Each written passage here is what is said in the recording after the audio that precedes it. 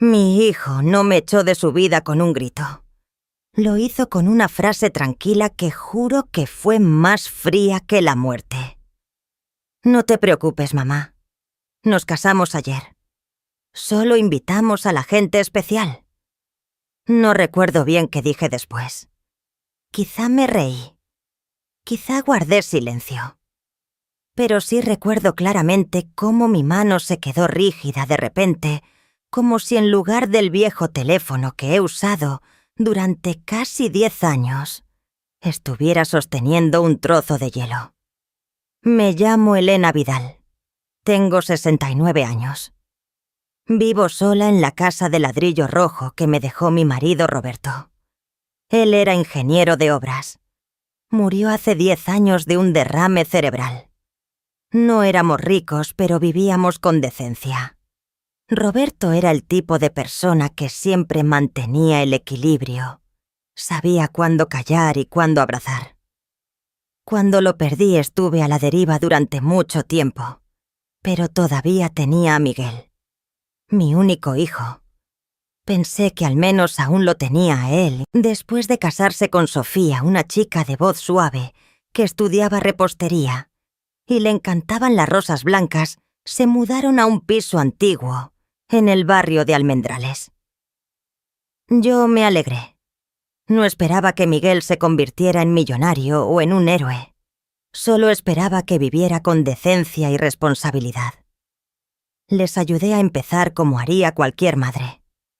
Pagué la fianza de su primer piso, 1.200 €. Compré el sofá de cuero marrón, del salón ese que tiene un cajón pequeño para guardar libros. Les envié 500 € cada mes durante los últimos 3 años puntualmente, el día 1, sin faltar ni una sola vez. Sin contratos, sin pedir que me lo devolvieran. Incluso le compraba jarabe para la tos a Sofía. Cada invierno les enviaba galletas caseras y les hacía pequeñas transferencias por el cumpleaños de Miguel, su aniversario de boda, o cuando decían que tenían una dificultad económica inesperada. No consideraba esas cosas un sacrificio. Lo consideraba ser madre. Era amor, era un vínculo. Era el latido normal de una conexión de sangre. La semana pasada, al darme cuenta de que la fecha de la boda se acercaba y no decían nada, llamé a Miguel. Recuerdo que eran las 10:12 de la mañana de un miércoles. Estaba en la cocina con una cuchara en la mano, removiendo un cazo de avena. Hijo, quería preguntarte, ¿cuándo es la boda? Quiero ir preparando el vestido. Quizá os envíe un pequeño regalo extra. Escuché una pausa en su respiración, y luego la voz de Miguel tan familiar y a la vez tan extraña. Sonó monótona. No te preocupes, mamá. Nos casamos ayer. Solo invitamos a la gente especial. Creí haber oído mal. Volví a preguntar, ¿os casasteis? Ayer, sí. Solo nosotros y un par de amigos íntimos. Ya sabes que no nos gusta el jaleo. No se oyó la voz de Sofía. Ni un gracias. Ni una disculpa por haberse olvidado de su madre. Solo esa frase, solo invitamos a la gente especial, repetida como una bofetada que no necesita fuerza. Me quedé allí de pie con la cuchara todavía en una mano y el teléfono que se enfriaba por momentos en la otra. En mi dormitorio el vestido rosa pálido que había encargado el mes pasado seguía colgado impecable en el armario. Pensaba ponérmelo para la boda de mi hijo, un color suave que creía que quedaría bien en las fotos. Los zapatos blancos de picolinos que guardaba en su caja aún con la etiqueta puesta. Y en un cajón, un sobre con 1.000 € en efectivo que había preparado como regalo de bodas, con cada billete nuevo, cuidadosamente colocado. No lloré, no me enfadé, no me rompí. Simplemente colgué en silencio, dejé la cuchara en el fregadero y apagué el fuego. Luego me acerqué al armario, miré el vestido que nunca me había puesto y acaricié suavemente la tela. Cerré la puerta del armario, volví a la cocina, me serví un bol de avena ya fría y me senté a comer en un silencio tan espeso como una manta de lana en pleno verano. Fue la primera vez en mis 69 años de vida que el silencio de mi propia casa se sintió como un corte. Nadie gritó. No hubo palabras crueles. Ninguna mano me empujó fuera de la puerta. Solo una frase. Y comprendí que yo nunca había sido especial. Creo que todo empezó en ese momento. Cuando me di cuenta de que hay rupturas que no hacen ruido. Simplemente la gente cierra la puerta y no te invita a entrar. A la mañana siguiente me desperté a las 6:17. Como siempre. Preparé café de filtro como le gustaba a Roberto. Puse 2 rebanadas de pan en la tostadora y me lavé la cara con agua fría para despejarme. Todo en la casa estaba en calma, tan tranquilo que casi olvidé lo que había pasado el día anterior. Hasta que sonó el teléfono. El nombre de Sofía apareció en la pantalla. Dudé exactamente 3 tonos antes de descolgar. Elena, se te ha olvidado transferir el dinero del alquiler, ¿verdad? Hoy es día 1. Su voz era tan dulce como el glaseado de vainilla de una magdalena barata, suave, monótona, pero completamente insípida. La cortesía estándar de una recepcionista que llama para confirmar una cita con el dentista. Me levanté, caminé lentamente hacia el fregadero y miré el sol que entraba por la ventana de la cocina. Solo ayudo a la gente especial, dije. Y colgué. Sin forzar la voz. Sin llorar. Sin gritar de dolor. Simplemente sentí silencio. Y extrañamente esta vez el silencio me calmó más de lo que me dolió. Volví a la mesa del comedor y me senté en la silla de madera, con la pintura desconchada en los reposabrazos, la misma que Roberto había arreglado 3 veces, porque yo me negaba a tirarla. Bebí un sorbo de café. El corazón me latía deprisa como cuando era joven y esperaba las notas finales. Pero sabía que no era por miedo. Era rabia. Rabia por la forma en que me trataban como si fuera una transferencia bancaria andante. Rabia conmigo misma por haber asentido demasiadas veces, por haber transferido dinero automáticamente, como si fuera un hábito, como lavarme los dientes por haber dejado que el amor nublara los límites. Saqué mi libreta negra del cajón del aparador, la que siempre usaba para anotar los gastos del día a día. Solía pensar que si algún día me pasaba algo, podría dársela a un gestor, o al menos usarla para recordar las fechas de las transferencias si era necesario. Resultó que ahora se había convertido en el diario de un despertar tardío. Pasé las páginas. Letra inclinada tinta azul. Marzo. Alquiler 500 €. Junio. Sofía con gripe, medicinas plus zumo de naranja. 118 €. Noviembre. Arreglo del aire acondicionado del piso, transferencia de 350 €. Regalo de Navidad. 300 € en efectivo. Plus cesta de frutas. Cumpleaños de Miguel. Transferencia de 250 €. Plus tarta de chocolate por encargo. Página tras página. Línea tras línea. No había ni una sola que dijera dinero devuelto por Miguel. Sumé las cantidades con un lápiz columna por columna. 500 € 36 meses de a 18.000 € solo en alquiler. Sumando los otros gastos, algunos de unas pocas decenas, otros de hasta 1.000 €, el total ascendía casi.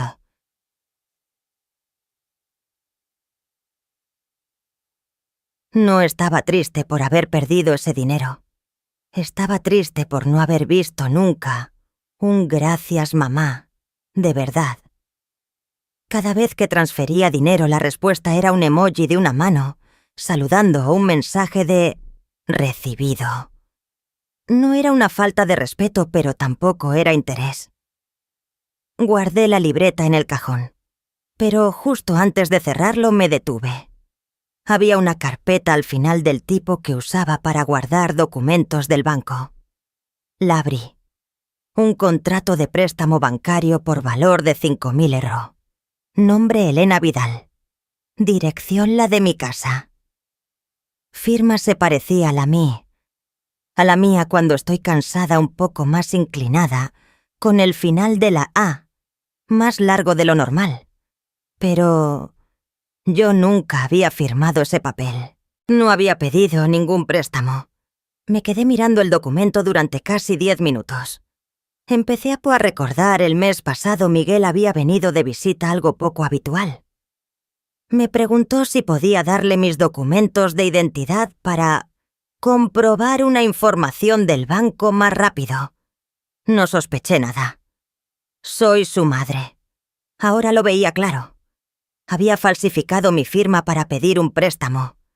El mes pasado, justo cuando le quité 100 € de la transferencia mensual, porque la factura de la luz de mi casa había subido de repente. Quizá pensó que era una represalia y necesitaba compensarlo. Dejé el contrato sobre la mesa, sin tirarlo, sin gritar. Simplemente me levanté lentamente, me serví más café y me senté a observar cómo la luz se extendía por la vieja mesa de madera. El sol de ese día era precioso, pero mi corazón se sentía como un cielo a punto de llover. El dolor no estaba en el dinero. Estaba en el hecho de que un día tuve que sentarme sola sosteniendo un papel falsificado por mi propio hijo y comprender no solo me menospreciaba, sino que había empezado a verme como un obstáculo. No le conté a nadie lo que pasó ese día. Solo guardé el contrato bajo llave en un cajón y le pegué una nota adhesiva: prueba, no olvidar. Sabía que probablemente este no sería el último golpe, pero fue el primero que me hizo desconfiar de mi hijo y empezar a confiar en mí misma. Recuerdo claramente que era un lunes por la mañana. El tiempo no era bueno, pero tampoco malo. De ese tipo de clima neutro que uno no recordaría si no hubiera pasado nada. Estaba regando unas macetas de pensamientos junto al porche. Son flores baratas pero resistentes. Mi hermana mayor solía decir que los pensamientos son para las mujeres que han sufrido una pérdida. Siguen floreciendo por muy seca que esté la tierra. Oí el sonido de la puerta al abrirse. No un golpe. El sonido de abrirse. Me detuve con la regadera suspendida en el aire. Se me erizó el vello de la nuca. El corazón no me latió con fuerza, fue más bien como si alguien me lo apretara suavemente y luego lo soltara. Les había dado a Miguel y a Sofía una llave de casa, porque pensé que una madre debía hacerlo, por si pasaba algo o por si venían de improviso para que no tuvieran que esperar fuera. Nunca pensé que llegaría el día en que entrarían como si fueran los dueños. Entré en casa todavía con la regadera en la mano. Miguel estaba de pie en medio del salón. Sofía estaba sentada en el sofá como si fuera su casa. A su lado había un hombre desconocido de pelo canoso y traje gris. Sobre la mesa de centro una carpeta de documentos perfectamente colocada. Nadie había invitado, nadie había explicado nada. Miguel me miró y asintió como si saludara a una recepcionista. «Mamá, este es el señor Casado. Es nuestro abogado. Estamos preocupados por ti. Hay unos papeles que necesitamos que firmes para que podamos ayudarte a gestionar las cosas, porque últimamente se te olvidan mucho». Todavía no había soltado la regadera. Me senté en el sillón de enfrente acercando el asa para apoyar la espalda. Miré fijamente a Miguel, sin levantar la voz, sin interrogar. Olvidar, dije lentamente. ¿Será que he olvidado que una vez pensé que eras una buena persona? Miguel se quedó un poco desconcertado, pero enseguida cambió de tono con una voz más suave, melosa, como si estuviera negociando con un cliente potencial. Mamá, ya no necesitas tanto dinero. Tienes la casa. Estás jubilada.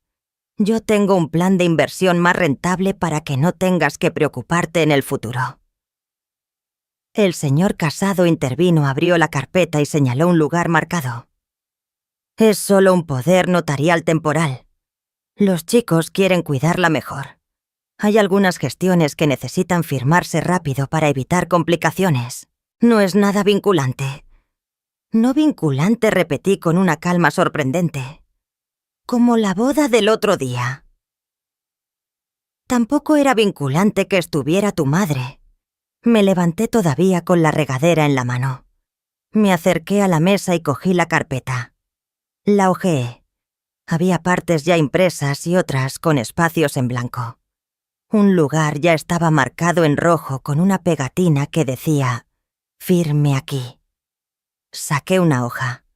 La rompí. No del todo. Solo un rasgón en diagonal lo suficiente para que cualquiera viera que ya no estaba intacta. Esto no es por preocupación, dije, mirando primero al señor Casado y luego a Miguel. Esto es para que yo nos impida seguir gastando el dinero a espuertas. Sofía se levantó y tiró suavemente del brazo de Miguel. Vámonos. Miguel frunció el ceño intentando mantener la compostura. Mamá, solo queríamos ayudar. Fuera de mi casa, dije por primera vez sin usar la palabra mamá. Nadie reaccionó. Miguel dejó la carpeta sobre la mesa. Sofía no dijo nada. El señor Casado asintió secamente y se dio la vuelta. Fui hasta la puerta. La abrí. Esperé. Los tres se marcharon. Sin portazos. Sin miradas suplicantes. Cerré la puerta con llave.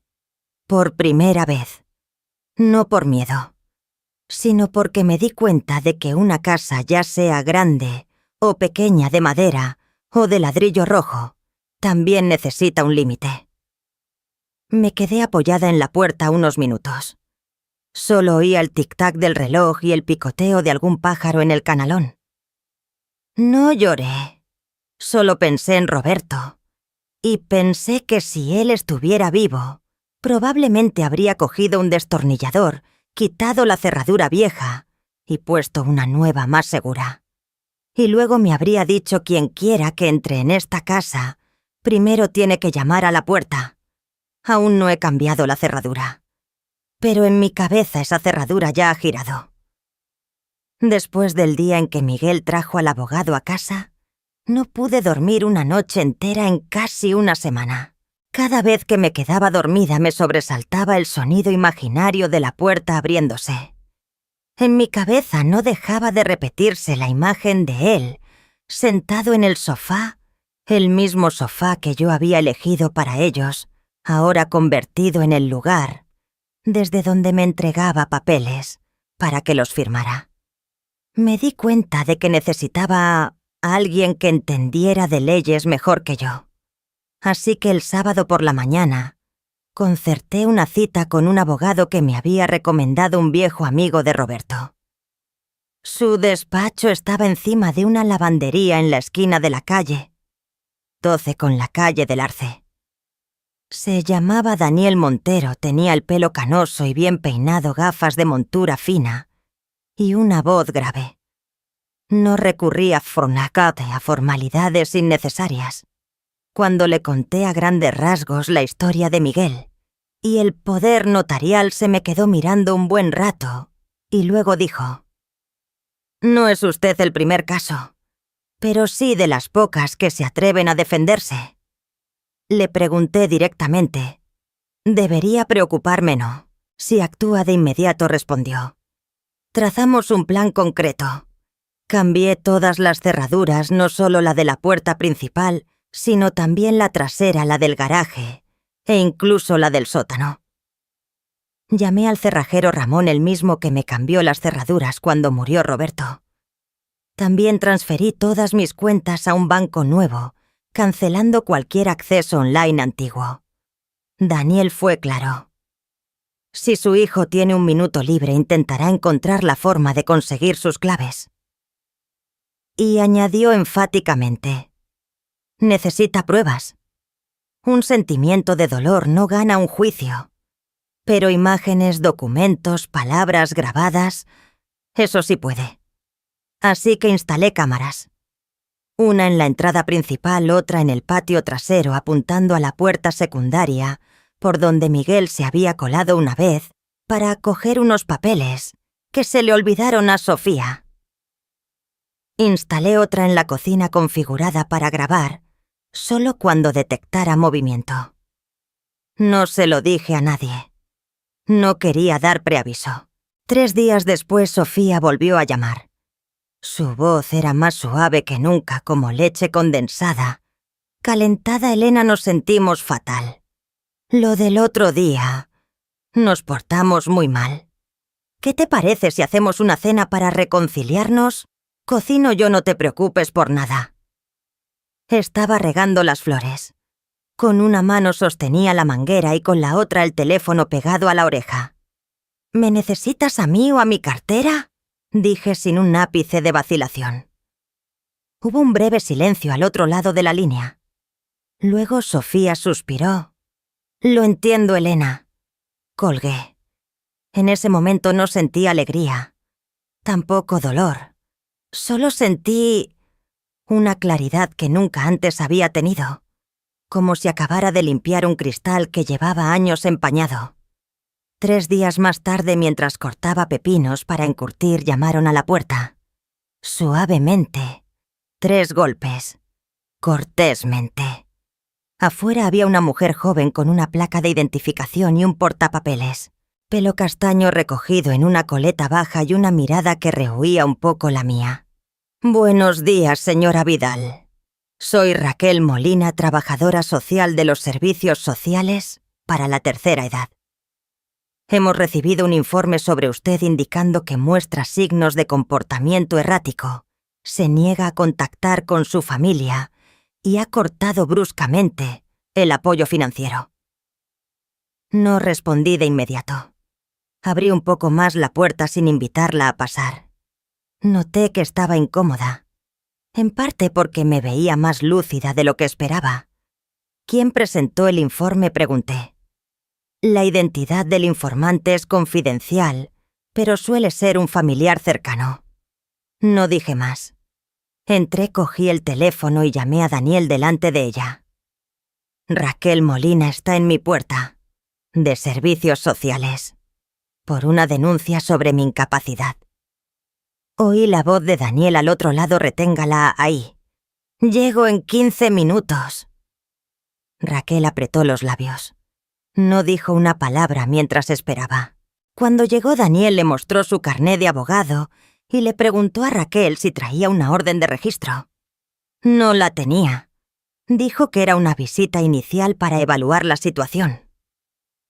Daniel sonrió, una de esas sonrisas que no son de alegría, y dijo claramente: mi clienta sigue gestionando sus propias cuentas, vive de forma independiente y firma contratos legales. Si sufre algún daño emocional es por el abuso que está recibiendo, no por soledad. Raquel asintió, dio las gracias y se retiró. Sin invitación a un café, sin más conversación. Cuando se fue, Daniel dijo: si no pueden conseguir su dinero de esta manera, intentarán declararla incapacitada. Asentí, no por sorpresa, sino porque lo entendía. De ser vista como un cajero automático, ahora me veían como un obstáculo que había que eliminar legalmente. No sabía si había sido Miguel o Sofía quien había presentado la denuncia, pero sabía que estaban de acuerdo. Y sabía que esta batalla no sería solo emocional. Sería legal, con cámaras, con papeles, con voces grabadas. Entré en la cocina. Terminé de meter los pepinos en el frasco y cerré la tapa. Mañana empezaría a anotarlo todo. No para entristecerme, sino para defenderme con la verdad. No soy una experta en tecnología. Mi teléfono sigue siendo uno de tapa. No uso Facebook, ni sé cómo registrarme en la banca online. Pero sé lo suficiente para encender una cámara de seguridad. Un viernes por la mañana, mientras revisaba papeles antiguos para prepararme para mi siguiente reunión con el abogado Montero, caí en la cuenta de que nunca había revisado las grabaciones desde que instalé las cámaras. Especialmente la de la puerta trasera, la que puse solo por una corazonada. Me senté. Encendí el monitor, abrí el programa y busqué la grabación del día 8 del mes anterior, el día que recordaba haber ido a mi revisión cardiológica en el Hospital La Paz, saliendo de casa desde la mañana hasta la tarde. No esperaba encontrar nada, pero entonces apareció la imagen. La puerta trasera se abrió. No forzada, sino con una llave. Miguel entró en mi casa a las 13:43. Solo. Llevaba una bolsa de papel de las de papelería. Entró en el comedor, miró a su alrededor y se dirigió directamente al archivador que está junto a la cocina. Abrió un cajón. Sacó papeles.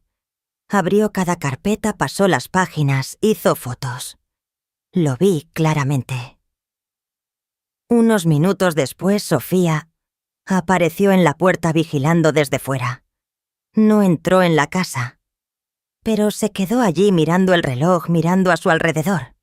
Y entonces, la voz de Miguel resonó tan clara como si estuviera frente a mí, en cuanto la vieja firme se acabó. Cambiamos de casa, de coche y hasta de número. No respiré. Me quedé mirando esa imagen repetirse una y otra vez, como si mi mente no pudiera procesarlo. Pulsé el botón de guardar el clip. Se lo envié inmediatamente a Daniel. Sin mensaje. 15 minutos después me devolvió la llamada. Acabamos de encontrar una mina de oro. Esa misma tarde, Cecilia, mi amiga de los tiempos del sindicato de mujeres, en el centro cívico vino a visitarme. Trajo una tarta de manzana casera y 2 latas de cas de limón. Cada vez que venía era una de las raras ocasiones en las que veía a alguien que no me pedía nada prestado. Le conté todo a grandes rasgos sin entrar en detalles. Ya no tenía fuerzas para ello. Solo le dije: «Están intentando quitármelo todo». Cecilia se quedó quieta. No apartaba la vista de sus manos que sostenían el vaso. Al cabo de un rato dijo casi en un suspiro: «Una vez me pidió 4.000 €. Dijo que era para montar su propia empresa de diseño». Le creí. «Porque era tu hijo». La miré. Era la primera vez que oía hablar de eso. Desapareció después. No contestaba a los mensajes.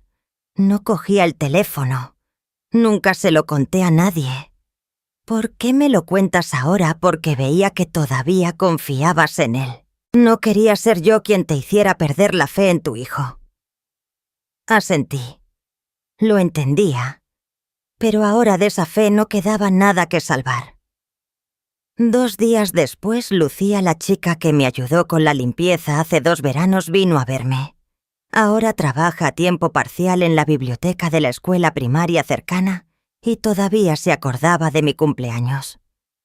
La invité a pasar, le preparé un té de melocotón y le pregunté, en aquel entonces: «Cuando trabajabas aquí, ¿oíste alguna vez a Miguel decir algo sobre mí?». La joven dudó. Luego me miró directamente como si hubiera llegado el momento de hablar. «Sí. Una vez. Estaba limpiando el suelo cuando le oí decirle a Sofía: «Mamá solo vale para abrir la cartera». Apreté el asa de la taza. No de dolor, sino porque ya lo había sentido. Pero oírlo en palabras era otra cosa. Lucía continuó. Me quedé paralizada al oírlo. Pero era joven. Tenía miedo de perder el trabajo si decía algo. «Lo siento», negué con la cabeza. «Tú no hiciste nada malo. Solo hiciste lo que muchos jóvenes hacen: evitar problemas». La chica bajó la cabeza, pero parecía aliviada. Antes de irse, me dejó un trozo de papel. Si necesita que testifique, estoy dispuesta. Esa noche me senté sola en el salón, sin encender las luces, solo con la luz de la calle que se filtraba por las cortinas. Volví a poner el vídeo de Miguel diciendo aquella frase. Esta vez ya no temblé.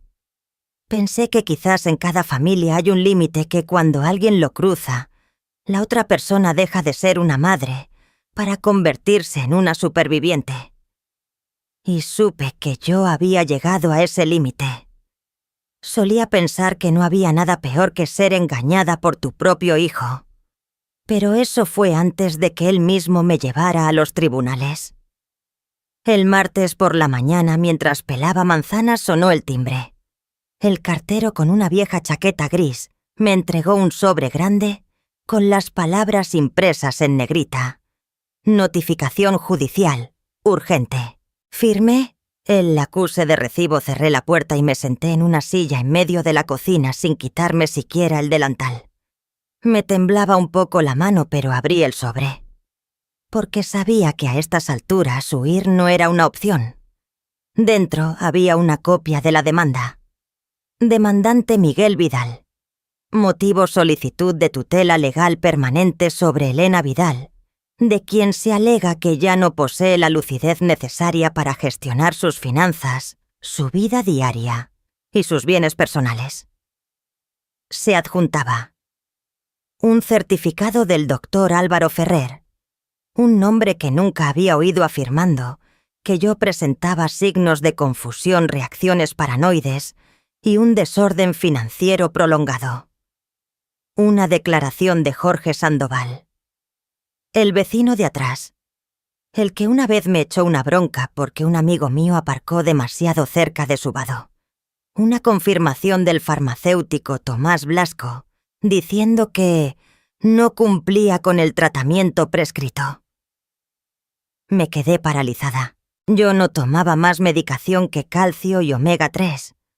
Todavía guardaba la receta de mi última revisión impecable, sin ninguna prescripción pendiente. ¿Quién era Ferrer? ¿Qué había firmado Blasco? Pero lo que más me dolió, seguía siendo el primer nombre impreso en el papel: Miguel Vidal. No me llamó. No vino a verme. No intentó convencerme. No me advirtió. Presentó la demanda directamente como si yo fuera una propiedad sin dueño. Esa noche no encendí las luces del salón. Me senté sola en el sofá, abrazando la pequeña caja de madera con el retrato de Roberto, mi marido. El que siempre creyó que si amabas lo suficiente, la gente no te haría daño. Susurré tan bajo que parecía que hablaba sola cariño. Solía pensar que si le daba lo suficiente a nuestro hijo, no necesitaría nada más. No pensé que me llevaría a los tribunales. Nadie respondió. Solo el suave zumbido del frigorífico cada vez que el compresor se apagaba. Una vez tuve un sueño que Miguel cuidaría de mí en mi vejez, que recordaría todo lo que había sacrificado, que nunca olvidaría que lo críe sola después de que Roberto muriera. Solía soñar con eso, pero ahora ese sueño era como una cortina rota, azotada por el viento, en una habitación helada. Cerca de la medianoche abrí el archivador de documentos antiguos en el despacho. Busqué una copia de la póliza del seguro de vida que Roberto había dejado. El original estaba en la caja de seguridad del banco, pero yo tenía una fotocopia. Recordé que hace casi un año, en una de las raras visitas de Miguel, en las que se quedó más de 15 minutos, se paró junto a la mesa, miró la pila de papeles y preguntó: «Mamá, la póliza de vida de papá, sigues siendo tú la beneficiaria, ¿verdad?». En ese momento no pensé nada. Solo me reí. ¿Y quién sino hijo? Él también se rió con una pizca de vergüenza. Ahora lo entendía. Lo había estado planeando durante mucho tiempo. Me había estado viendo como una cartera de inversiones con activos pasivos y un control que se estaba desperdiciando. Y ahora estaba intentando cambiar el nombre del titular de la cuenta. A la mañana siguiente llevé todos los papeles al abogado Montero. Leyó cada página sin interrumpirme. Cuando llegó a la parte del certificado firmado por el doctor Ferrer, enarcó una ceja. Este nombre tiene un historial de posicionarse a favor del demandante en casos de tutela. No es la primera vez que lo contratan para arreglar las cosas. Luego señaló el nombre del farmacéutico Tomás Blasco. ¿No es este el que me dijo que la saludaba cada semana? Sí. Y nunca le he hablado de medicamentos porque no tengo ninguna receta. Daniel asintió pensativo. Cree que está sola. Pero tiene más de lo que ellos piensan: documentos, memoria y ahora... lucidez. Suspiré. Más aliviada. No del todo tranquila, pero con más claridad. Antes temía que si montaba un escándalo Miguel me odiaría para siempre. Ahora solo temía una cosa: que el silencio me hiciera perderlo todo. Nunca me ha gustado la palabra batalla. Me hace pensar en sangre, disparos y todo lo que destruye a las personas. Pero en las últimas semanas he entendido que a veces no se lucha para ganar, sino para no ser borrada del mapa. Y también me he dado cuenta de algo: ya no tengo miedo. Después de recibir la citación judicial, Daniel me dijo que necesitaba ver a un psicólogo independiente para una evaluación cuanto antes. Están intentando presentarla como una persona incapacitada. Necesita que alguien demuestre lo contrario, de forma profesional y sin vínculos con ninguna de las partes. Así que fui a la consulta de la doctora Elena Morales, una mujer de origen cubano de unos 50 años, perspicaz y nada fácil de halagar. Su consulta no era como los lugares fríos que había imaginado. Tenía estanterías llenas de libros, un sofá tapizado en tela de musgo verde y un potos en el centro de la mesa. Estuve sentada más de 2 horas respondiendo a cada pregunta, desde el nombre del presidente del gobierno hasta cómo calcular un interés bancario básico, pasando por la comprensión de un contrato de alquiler, la identificación de señales de estafa financiera y el relato de un día normal, desde que me levantaba. La doctora Morales escuchó sin interrumpir, sin juzgar. Al final de la sesión me miró y sonrió levemente. Es usted más inteligente y clara que cualquiera de mis estudiantes de primero de Derecho. No le devolví la sonrisa, solo asentí. Pero por dentro sentí como si me hubiera levantado erguida después de una larga caída. Al llegar a casa empecé a reunir cada pequeño detalle, esos fragmentos que parecían inconexos, pero que ahora formaban un frente de batalla claro. Encendí el portátil, imprimí todos los extractos bancarios de los últimos 3 años y marqué cada transferencia a Miguel y Sofía. Había una casi cada mes con conceptos como alquiler mayo, 500 €, frigorífico roto, 412 €, medicinas gripe Sofía septiembre, 88 €, regalo Navidad 2021, 300 €, tarta cumpleaños Miguel, encargo, 73 €. Escribí notas a mano al margen de cada apunte con cuidado. Alguien me había dicho una vez que era demasiado meticulosa. Ahora esa meticulosidad me estaba salvando. Guardaba los recibos para mis cuentas. Pero ahora servirán como prueba, me dije a mí misma. Luego estaban las personas que habían guardado silencio y que ahora empezaban a hablar. Cecilia, mi amiga del sindicato, me envió una declaración jurada con firma compulsada, junto con una copia del extracto que Miguel le había enviado para recibir el préstamo de 4.000 € en 2020. En él se especificaba: transferencia para abrir empresa propia, a devolver en 6 meses. La empresa nunca existió y ella nunca recuperó el dinero. Lucía, la antigua chica de la limpieza, volvió. Pensé que solo venía de visita. Pero no. Trajo una breve declaración escrita a mano pasada a limpio y una fotocopia firmada ante notario. Quiero que mi voz le sirva si la necesita. En su momento callé. Ahora no quiero que sea así. No dije nada. Solo le puse una mano en el hombro, suavemente. Incluso sucedió algo que no esperaba Tomás Blasco, el farmacéutico cuyo nombre habían usado en el falso certificado. Vino a buscarme por su cuenta. Trajo café caliente y se disculpó desde la primera frase. No sabía que mi nombre se había usado de esa manera. Firmé un montón de papeles de recursos humanos sin leerlos con atención. Ya he llamado para rectificar y estoy dispuesto a ir a juicio si es necesario. No le pregunté por qué había cambiado de opinión. Solo le di las gracias por atreverse. Y Renata, la vecina de enfrente a quien su hija... Abandonado después de que se negara a poner la casa a su nombre, al oír mi historia, de repente dijo: «Si necesitas el testimonio de alguien que ha pasado por lo mismo, estoy dispuesta». No sé cómo llamarlo, si traición o simplemente naturaleza humana. Pero conozco esa sensación.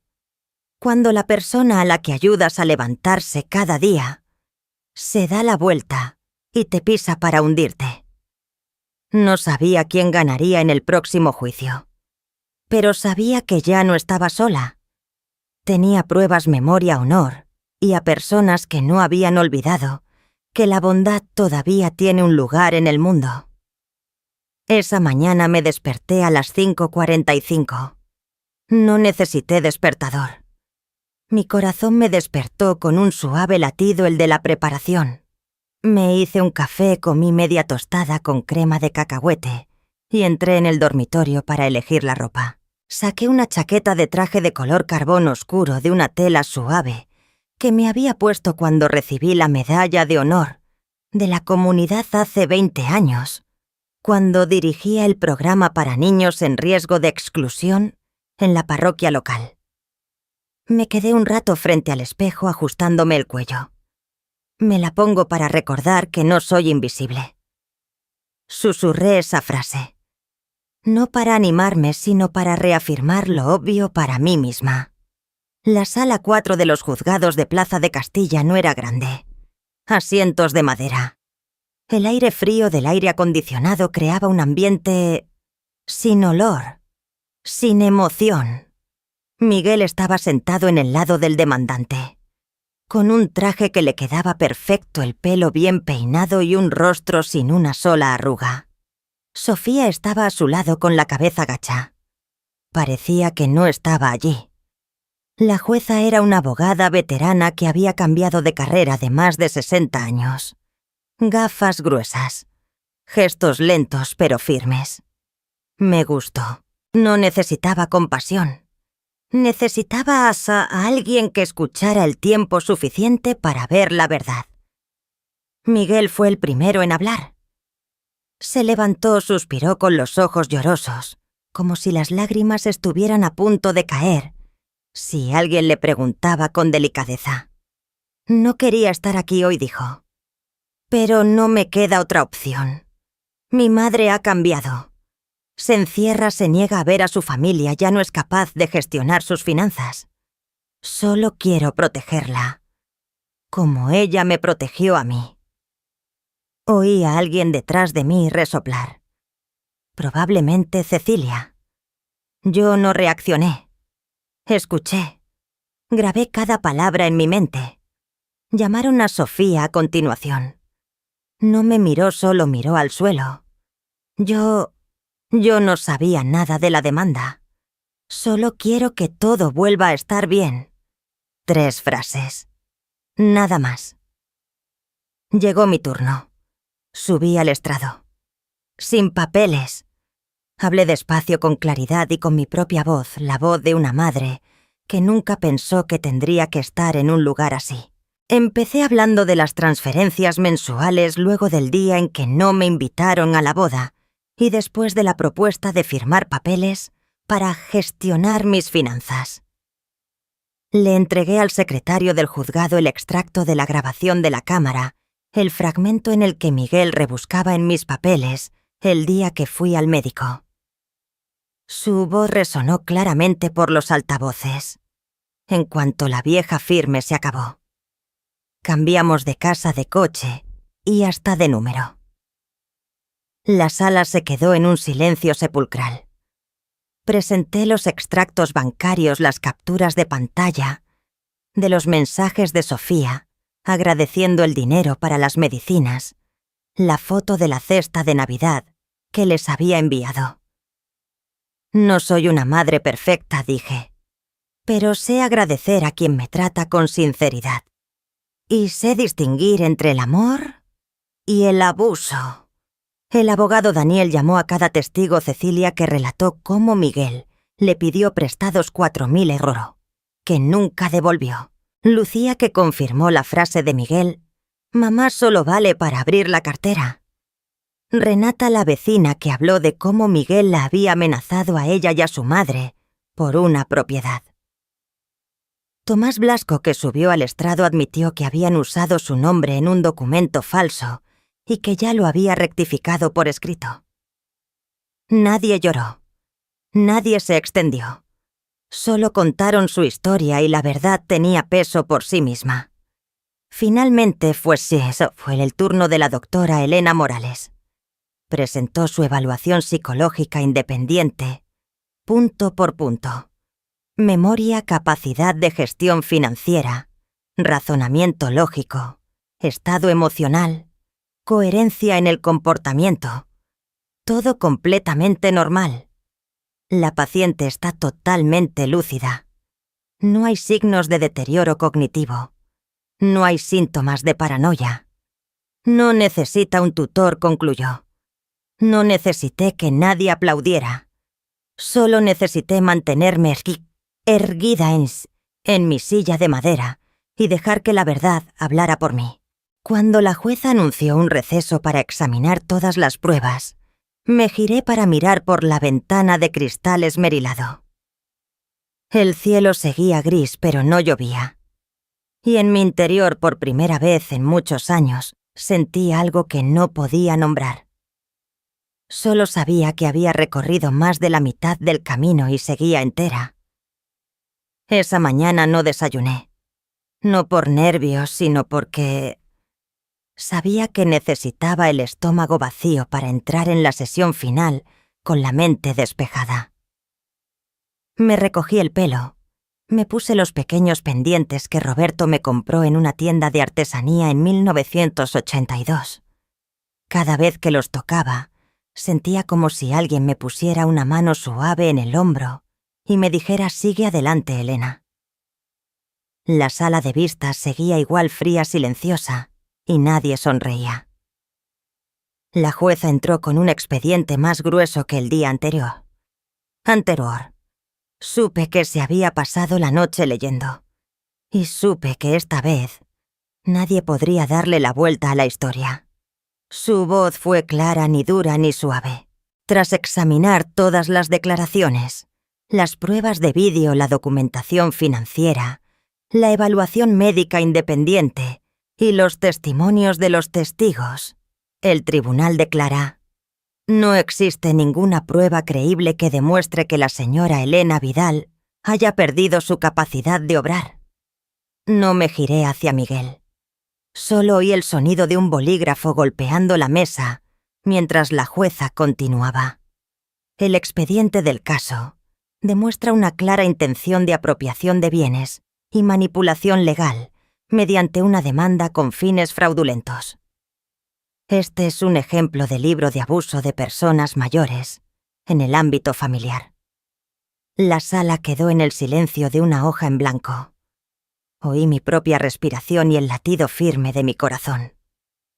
De repente Miguel se levantó de un salto. Tenía los ojos rojos, los puños apretados, y su voz ya no era tan calmada como los primeros días. «Así que quieres morir sola», gritó. «Quieres morir de vieja en esa casa vacía, sin que nadie te cuide, sin que nadie te llame, sin que nadie conserve un trozo de legado para la familia». No respondí de inmediato. Me levanté y di un paso hacia la salida. Entonces me detuve. Sin girarme. Solo dije en voz baja pero clara: prefiero la soledad a vivir en una cárcel hecha de un falso afecto familiar. Esa frase resonó en la sala como metal cayendo sobre baldosas. Nadie dijo nada. Salí de la sala con los hombros rectos y la barbilla alta. Oí la puerta cerrarse a mi espalda. Y por primera vez en meses, inspiré profundamente. Sin obsesiones. Sin miedo. En el pasillo vi a Sofía sentada en un banco. Lloraba. No a gritos. No suplicando. Solo en silencio. Con las manos temblorosas. Por primera vez vi lágrimas de verdad en ese rostro tan acostumbrado a las sonrisas fingidas. Levantó la vista. Se encontró con mis ojos. Pero no me detuve. No por rabia. No por rencor. Sino porque yo ya no estaba allí. Había salido de ese torbellino llamado familia de apariencias, ese lugar donde te llaman mamá, pero actúan como acreedores. Ese lugar donde usan la preocupación como excusa para robarte la libertad. Ya no necesitaba perdonar. Ya no anhelaba que nadie me entendiera. Solo quería vivir el resto de mi vida con honestidad, sin forzar nada, sin fingir. Esa tarde volví a casa. Abrí un armario, saqué el mantel que más le gustaba a Roberto de lino con una pequeña esquina bordada y lo extendí sobre la mesa de la cocina. Me preparé un té, corté por la mitad el trozo de tarta de manzana que quedaba del otro día y puse música clásica en la radio. Sonó una pieza de violonchelo cálida, profunda, como un recordatorio de que por muchos años que hayan pasado cada célula de mi cuerpo todavía sabe amar un poco de luz de la tarde. No gané. Simplemente no dejé que otros decidieran por mí cómo iba a perder. Vendí la casa a finales de otoño cuando las hojas de los arces se volvieron de un rojo tan intenso que parecían arder en silencio. No organicé una fiesta de despedida. No colgué un cartel que dijera: aquí hubo un hogar. Simplemente empaqué mis cosas en 4 cajas de cartón, algunos libros, un juego de té, una caja de fotos y la última orquídea blanca que Roberto plantó el año en que murió. El resto lo dejé ir. Nadie puede llevarse una casa entera a cuestas. Y tampoco debería intentarlo. Me mudé a un pequeño apartamento, cerca de un parque en un 3er piso, con vistas a un estanque artificial y a unos viejos sauces. No es grande, pero es suficiente. Tengo un balcón, una cocina compacta y un salón lo bastante grande para una estantería y un sillón con una manta de lana. Los jueves hay clases de pintura gratuitas en el vestíbulo, organizadas por un grupo de artistas voluntarios. Nunca había cogido un pincel, pero la primera vez que lo intenté, pinté un porche, el lugar donde solía colgar el chubasquero de Roberto. La joven profesora me dijo: no ha pintado a la persona, pero todo el mundo ve que hay alguien ahí debajo. Sonreí levemente, porque yo todavía lo veo ahí de pie. Después del juicio, usé parte del dinero de la venta de la casa para abrir la primera cuenta de ahorros de mi vida, sin más beneficiaria que yo misma. Sé que a ti a algunos les sonará egoísta, pero para mí fue un compromiso de que no desaparecería de mi propia vida. Doné el 50% del dinero restante a una organización que apoya a mujeres mayores que han sufrido abuso y manipulación por parte de sus propios familiares. Pedí que llamaran al fondo el Fondo Roberto, en honor a mi marido, porque él fue la primera persona que me hizo creer que la bondad no es algo que se deba negociar, y quiero que esa bondad continúe incluso cuando yo ya no esté. Por las tardes tomo té en el balcón. Compro un té de menta de una tienda local y siempre le añado una fina rodaja de limón.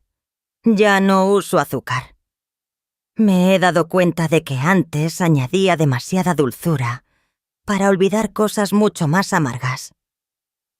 Renata, la vecina que testificó conmigo, suele venir a visitarme. Trae un sándwich de queso fundido o un tarro de sopa de pollo. No hablamos mucho. Solo nos sentamos a ver cómo el atardecer tiñe de naranja rojizo los cristales. Una vez me dijo: «Yo antes pagaba por tener compañía. Ahora estoy aprendiendo aquí a estar presente para mí misma». Asentí. La entendía. No sé dónde está Miguel. No lo sigo. No pregunto. Lo dejé ir como quien suelta la última hoja seca de la mano, sin rencor, sin nostalgia. A veces todavía sueño. En mis sueños Miguel es un niño de 7 años, con una camiseta roja que corre desde el parque para abrazarme. Me da un beso en la mejilla y me dice: «Espérame, mamá. Voy a coger flores silvestres para ti». Me despierto y me quedo sentada un rato en la penumbra. No lloro. Tampoco sonrío. Solo me digo a mí misma: amé al niño que crié. Pero ese hombre ya no es mi hijo. No soy una vencedora. Solo soy alguien que eligió levantarse para no ser borrada de su propia vida.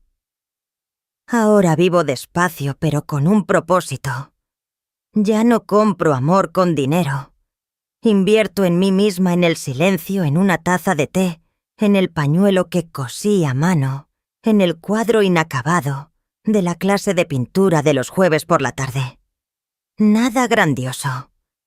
Solo una mujer de 69 años sentada en medio del atardecer, que sabe que todavía existe y que con eso es suficiente. Si ha estado escuchando mi historia hasta ahora, es posible que en algún lugar de este relato se haya visto reflejada. No tiene por qué ser exactamente igual que yo. No necesita un hijo como Miguel. Pero quizás ha dado demasiado, ha esperado demasiado tiempo, ha soportado demasiado en silencio, solo para recibir a cambio el silencio o la frialdad de un ser querido, que creía que nunca le haría daño. Quiero decirle esto muy despacio y muy claramente. Nadie tiene derecho a arrebatarle su dignidad aunque lleve su mismo apellido. Usted no es egoísta por elegir protegerse. Y si siente que la están borrando silenciosamente de su propia vida, ha llegado el momento de alzar la voz, aunque solo sea para volver a oír el sonido de su propia voz, después de tantos años de silencio. Tardé mucho tiempo en comprender que la soledad no te mata, pero fingir que todo está bien ante lo que está mal sí puede hacerlo. Si ha pasado por algo similar a lo mío, si está viviendo con ello, sin saber por dónde empezar. Espero que esta historia le ofrezca una mano a la que agarrarse desde la distancia, pero con sinceridad. ¿Alguna vez se ha sentido como la persona invisible en su propia familia? Comparta su historia en los comentarios. Yo y otras personas como yo la leeremos y la entenderemos.